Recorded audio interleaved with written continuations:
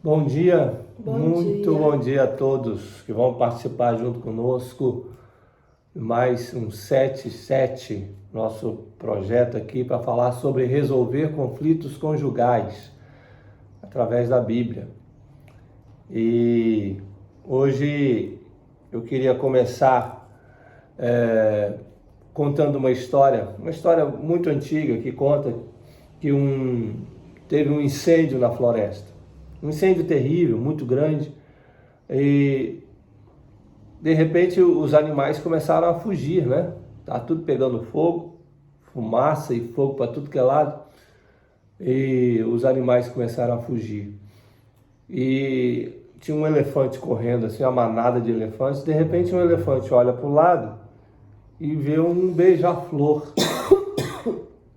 Beija-flor correndo na direção do incêndio. E ele com o bico, né? O beija-flor bem pequenininho assim, e com o bico dele, ele com algumas gotinhas de água no bico. E ele correndo na direção do incêndio. E ele corria e despejava aquelas gotinhas de água no incêndio. E retornava, ia lá num pequenino açude que tinha, pegava mais um pouquinho de água e ia despejando. E o elefante olhou aquilo, parou, pensou e falou com um beija-flor assim, falou, mas o que você está pensando? Você está achando que você vai acabar com esse incêndio, com esse biquinho só pequenininho, com essas gotinhas de água? Você acha que você vai conseguir acabar com o incêndio? O beija-flor olhou para o elefante e disse assim, bom, eu posso talvez não conseguir, mas eu estou fazendo a minha parte. Hoje nós vamos falar sobre cônjuges que estão sozinhos lutando pelo seu casamento. E a gente recebe algumas, principalmente mulheres, nessa situação, dizendo-se sozinhas, lutando contra pelo seu casamento, na atitude do beija-flor, uma gotinha de água e fazendo a sua parte. Hoje nós gostaríamos de falar especialmente para você que está lutando sozinho ou sozinha pelo seu casamento. É uma atitude comum, infelizmente. Nem todo cônjuge tem lutado para que seu casamento se preserve ou seja restaurado. E hoje a gente queria dar pelo menos algumas palavras para você. E a gente queria que você ouvisse algumas coisas. Primeira coisa que a gente gostaria que você ouvisse é que você não pense que só pelo fato de você estar lutando sozinha é que você deve se separar. E nem que vai dar errado, que você não vai conseguir. Algumas pessoas, elas lutam sozinha pelo seu casamento e acham que então isso é sinal de que eu devo me separar, porque eu estou lutando sozinho, né? Aí pegam aquele ditado popular, quando um não quer, dois não brigam, né? Assim, um não quer, então deixa para lá. Não, se você está lutando sozinha pelo casamento, isso é um bom sinal. É sinal de que Deus está separando você para ser a primeira a lutar ou o primeiro a lutar pelo seu casamento. Isso é sinal que Deus está dando para você o privilégio de ser aquele ou aquela que vai restaurar o seu casamento através da sua luta. Você lutar sozinho não é sinal de que você deve se separar. Não pense isso, porque muitos têm pensado nisso e desistido da luta. É um sinal que você quer honrar a Deus, honrar a aliança que você fez diante de Deus. É um sinal que você quer obedecer a Deus. É um sinal que você quer glorificar a Deus através da sua vida. Continue lutando, mesmo sozinha. Muito bem, Mateus capítulo 19, do verso 3 até o verso 6, Jesus fala sobre essa questão de não se separar.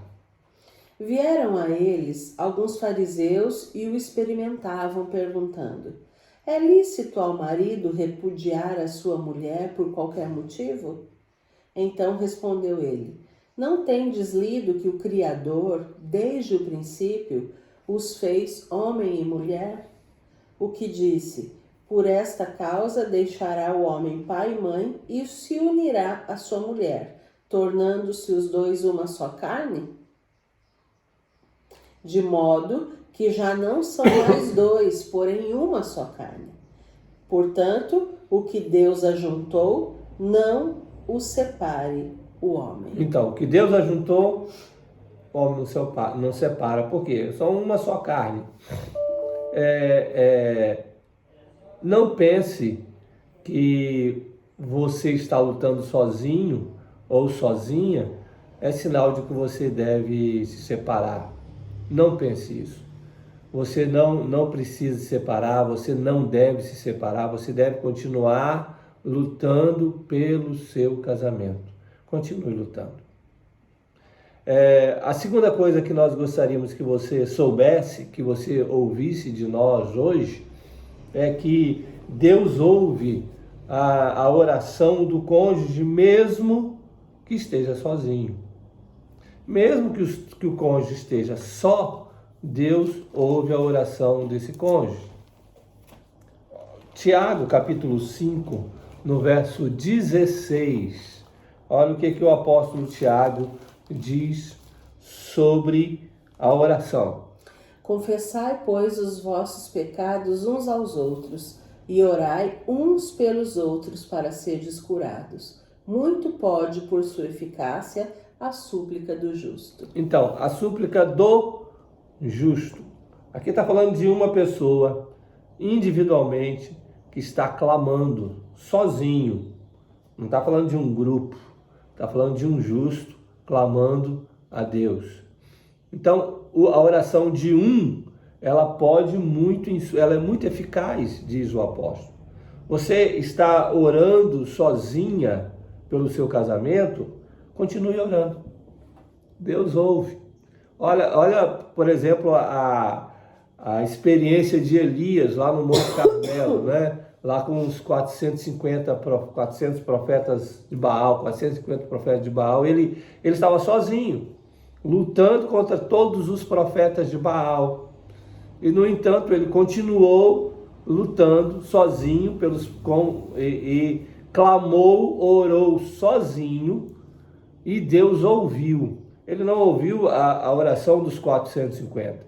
Ele ouviu a oração de Elias, até porque os outros não estavam orando a Deus, né? Estavam orando para Baal, um Deus falso.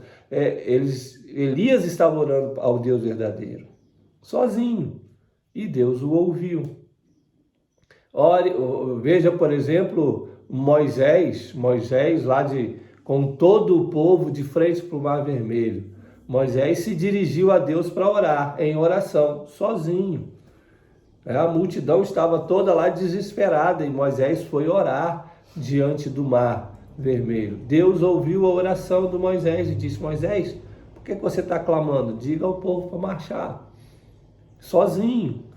Então, você está sozinha ou sozinho orando pelo seu casamento? Continue. Deus não precisa de multidões para orar, para ouvir a oração. Continue sozinho, orando, clamando pelo seu casamento. Deus vai ouvir. E nem de um exército para ganhar qualquer guerra. Deus não precisa. Deus não precisa disso, não é? Então continue, não desista não. Tem muita gente, infelizmente, desistindo no meio do caminho. Tem muita gente largando de mão. E muitos corações estão se perdendo, muitos corações estão sendo largados e deixados para trás. E não estão sendo restaurados porque as pessoas desistem. Não desista, continue orando. Algumas mulheres falam assim: mas será que Deus quer isso? Porque eu não acredito que Deus se agrada com todo o sofrimento que eu venho passado. Eu não acredito que Deus queira que eu continue assim. Realmente, Deus não quer que você continue assim. Mas isso não significa que ele quer que você se separe. Não é esse. Esse sentimento, essa autocomiseração, né? E eu não estou... esse sentimento de dó, de pena de nós mesmos, isso não significa que realmente você não esteja sofrendo. Mas isso não agrada a Deus. Olhe para Ele e busque nele. Busque força nele. Sem fé é impossível agradar ao Senhor. Creia que Ele vai agir. Faça a sua parte e não deixe de lutar. Não lute com as suas próprias mãos, mas com as armas de Deus. Faça e seja aquilo que Deus quer que você faça, que você seja a mulher, a esposa, a mãe, a dona de casa, a auxiliadora que Ele quer que você seja. Encontre alegria em Deus e prossiga. Prossiga para o alvo, não desista. Bom, e a última coisa que a gente gostaria que você ouvisse hoje, se você está lutando sozinha pelo seu casamento ou sozinho pelo seu casamento, é: busque a ajuda de quem realmente pode te ajudar. Por que nós estamos dizendo realmente? Porque existem duas atitudes que são comuns a quem está lutando sozinho pelo casamento. A primeira é não falar com ninguém. Ele não comunica a esposa ou o esposo que estão lutando sozinho, eles não falam absolutamente ninguém que estão com um casamento ruim, que estão com um casamento destroçado, ou por vergonha, né? Ou por orgulho, enfim, os motivos são muitos. Mas não conta para ninguém, não compartilha com ninguém. A segunda coisa, por que nós falamos procurar realmente alguém que pode ajudar, é que quando, principalmente as mulheres, quando elas têm algum problema no casamento e querem ajuda, elas procuram a melhor amiga. E às vezes a melhor amiga não traz o melhor conselho. Geralmente a melhor amiga tem aquele conceito de que você precisa ser feliz. Ela não quer te ver sofrendo. Então ela vai sempre te orientar a sair fora. Geralmente a melhor amiga é aquela que você conta tudo, coisas que você nem deveria contar, você conta. Então ela sabe de muita coisa, ela sabe de muitos detalhes, ela sabe de muito do seu sofrimento. E a primeira coisa que ela vai fazer é te orientar a sair fora. Talvez não seja a primeira, mas lá pela quinta, sexta, sétima orientação é isso que vai vir, para que você então abandone. Vá pelo caminho mais fácil, né? Larga, né? Vai ser feliz, larga ele ou larga ela, deixa. Então, o seu melhor amigo nem sempre é a melhor pessoa, tá? Então, busque a ajuda de quem realmente pode te ajudar. E existem pessoas que realmente podem te ajudar, tá?